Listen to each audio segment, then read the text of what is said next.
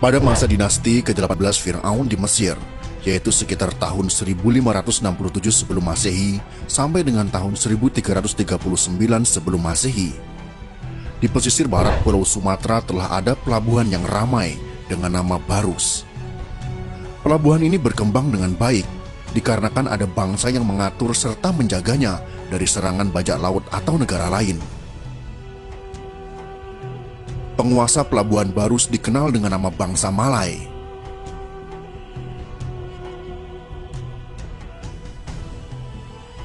Malay dalam bahasa Sanskrit atau Tamil berarti bukit atau gunung. Seperti namanya, bangsa Malay bermukim di sekitar perbukitan atau dataran tinggi. Asal muasal bangsa Malay diperkirakan bermula dari 4 bangsa, yaitu Arab, Cina, Eropa, India, terkadang disingkat dengan Aceh.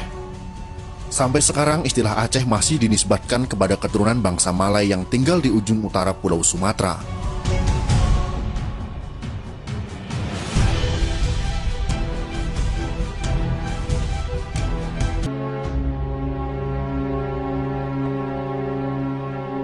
Bangsa yang pertama kali datang adalah bangsa Hindia Malaya atau dikenal dengan Himalaya. Bangsa Himalaya merupakan interaksi antara bangsa Hindia dengan bangsa Malaya. Bangsa Hindia merupakan keturunan Kush, keturunan Ham bin Nabi Nuh. Sedangkan bangsa Malaya merupakan keturunan bangsa Malaya Purba, Atlantis atau Sundaland, yaitu penduduk asli Nusantara yang selamat dari bencana banjir Nuh. Pada awalnya mereka tinggal di kaki gunung Himalaya. Sekitar tahun 6000 sebelum Masehi, mereka datang ke Pulau Sumatera. Mereka menyusul kerabatnya bangsa Polinesia, yaitu keturunan Het, keturunan Ham bin Nabi Nuh, yang telah terlebih dahulu datang dan bertempat tinggal di bagian timur Nusantara. Pada sekitar tahun 4500 sebelum Masehi, datanglah bangsa Cina atau bangsa Formosa, yaitu keturunan Sini, keturunan Yafits bin Nabi Nuh. Bangsa ini membawa budaya agraris dari tempat asalnya. Setelah itu sekitar tahun 2500 sebelum Masehi, datang bangsa Eropa dan bangsa Troya atau Romawi Purba, yaitu keturunan Rumi, keturunan Yafis bin Nabi Nuh.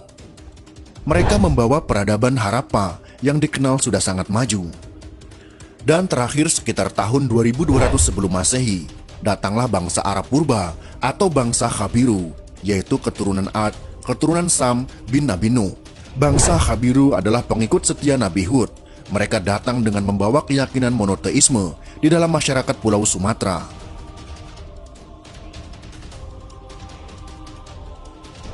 Penyatuan keempat bangsa ini dikenal dengan nama bangsa Malay, yaitu bangsa Aceh Purba atau Melayu Proto, dengan mata pencaharian utama sebagai nelayan dan petani. Bangsa Malay sebagaimana leluhur pertamanya, yaitu bangsa Himalaya, mendiami daerah dataran tinggi, yaitu di sepanjang Bukit Barisan, yang membentang dari pegunungan Pusat Gayo di utara sampai daerah sekitar Gunung Dempo di selatan. Bermula dari Bukit Barisan inilah, bangsa Malay menyebar ke pelosok Nusantara, seperti di Sumatera, Kalimantan, Sulawesi, Semenanjung Malaya, Siam, Kamboja, Sunda, Jawa, Bali, Nusa Tenggara, Maluku, dan Papua. Bangsa Malay pelindung Nusantara menurut para sejarawan. Bangsa Mongoloid begitu mendominasi daerah di sebelah utara Nusantara. Muncul pertanyaan, mengapa bangsa Mongoloid tidak sampai meluaskan kekuasaan sampai ke selatan? Bahkan Nusantara adalah daerah yang sangat layak untuk dikuasai. Daerahnya subur, serta tersimpan beraneka bahan tambang seperti emas, timah, dan sebagainya. Apa yang mereka takutkan? Jawabannya hanya satu, karena Nusantara ketika itu dilindungi bangsa Malay. Bangsa Malay dikenal memiliki kekuatan maritim yang kuat, dan bala tentaranya memiliki ilmu bela diri yang mumpuni.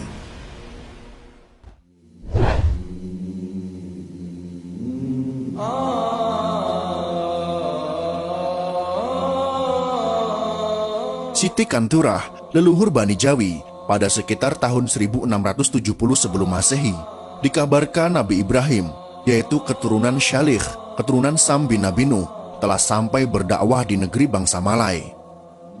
Beliau diceritakan memperistri putri bangsa Malay yang bernama Siti Kanturah. Ada yang mengenalnya dengan Katurah atau Keturah. Dari pernikahan itu, Nabi Ibrahim dikaruniai 6 orang anak yang bernama Zimran, Joksan, Medan, Midian, Isbak, dan Su'ah. Dari anak keturunan Siti Kanturah inilah kelak akan memunculkan bangsa Media atau dikenal dengan Madian, bangsa Kaldea, dan bangsa Melayu Deutro.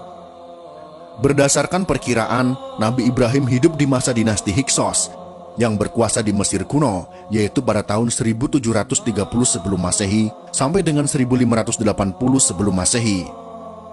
Sementara versi lain menyebutkan Nabi Ibrahim menikah dengan Siti Kanturah, yaitu pada sekitar tahun 2025 sebelum Masehi. Bangsa Melayu Deutro atau dikenal dengan Malay Muda yang saat ini mendiami Kepulauan Nusantara juga mendapat sebutan Bani Jawi. Bani Jawi yang berasal dari kata Bani, yaitu kaum atau kelompok. Jiwi, Ji yang berarti satu, Wi atau Widi yang berarti Tuhan. Jadi makna Bani Jawi atau Jiwi adalah kaum yang meyakini adanya satu Tuhan. Keterangan mengenai Bani Jawi sebagai keturunan Nabi Ibrahim ditulis oleh sejarawan terkemuka, yaitu Ibnu Athir, dalam bukunya yang terkenal yang berjudul Al-Kamil fi Al-Tarikh.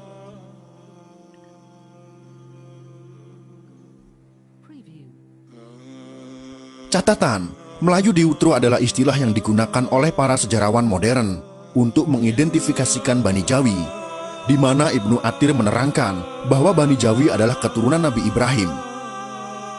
Keterangan Ibnu Athir ini semakin nyata ketika baru-baru ini dari penelitian seorang profesor dari Universiti Kebangsaan Malaysia diperoleh data bahwa di dalam darah DNA Melayu terdapat 27% varian Mediterranean, yaitu merupakan DNA bangsa-bangsa Eropa Semitik.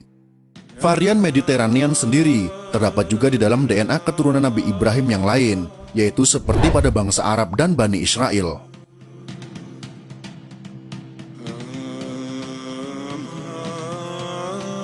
Suku Jawa adalah suku terbesar dari Bani Jawi, dan sejak dahulu mereka menganut monoteisme, seperti keyakinan adanya Sang Hyang Widi atau Sangkan Paraning Dumadi.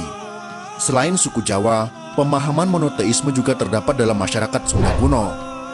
Hal ini bisa kita jumpai pada keyakinan Sunda Wiwitan. Mereka meyakini adanya Allah yang Maha Kuasa, yang dilambangkan dengan ucapan bahasa Nu Ngersaken, atau disebut juga Sang Hyang Keresa. Kesimpulan dari video ini adalah bangsa Nusantara yang terdiri dari banyak suku bangsa, terutama bangsa Jawa dan Melayu, merupakan keturunan dari Nabi Ibrahim. Mayoritas dari mereka menerima agama Islam sebagai agama yang mereka anut, karena ajaran nenek moyang mereka sangat mirip dengan ajaran Tauhid yang dibawa oleh Nabi Ibrahim. Itu semua dikuatkan lagi dengan penelitian DNA seperti yang sudah dijelaskan. Semoga informasi ini bisa mempererat kembali hubungan Jawa dan Melayu pada khususnya, bahkan semua suku bangsa yang ada di Nusantara ini. Karena kalau kita tarik garis lurus, maka kita memang masih satu keturunan yang sama. Semoga informasi ini bisa bermanfaat untuk kita semua.